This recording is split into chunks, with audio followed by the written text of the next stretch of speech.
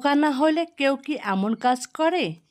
কাজগুলো করার পর যখন দুঃখ আসে, অশান্তি আসে, তখন আমরা ভাগ্যকে দোষ দিই, সৃষ্টিকর্তাকে দোষারোপ করি।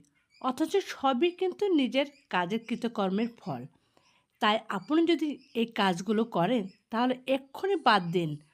প্রথমটি হচ্ছে, মনে রাখবেন যে মাছ মুখ বন্ধ করে রাখে সে বড়শির হাত থেকে বেঁচে যায়।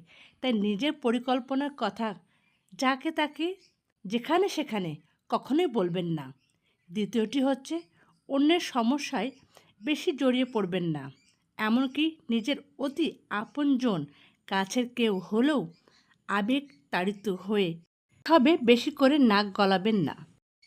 তাহলে কিন্তু আপনার নিজের যে কাজ, আসল কাজ, সেটাই আপনি ভুলে যাবেন। তৃতীয়টি হচ্ছে, কারো সাথে আপনি বেশি অন্তরঙ্গ হবেন না। কারো প্রতি অতিরিক্ত আসক্ত হলে তার দ্বারা আপনি ব্যবহৃত হবেন।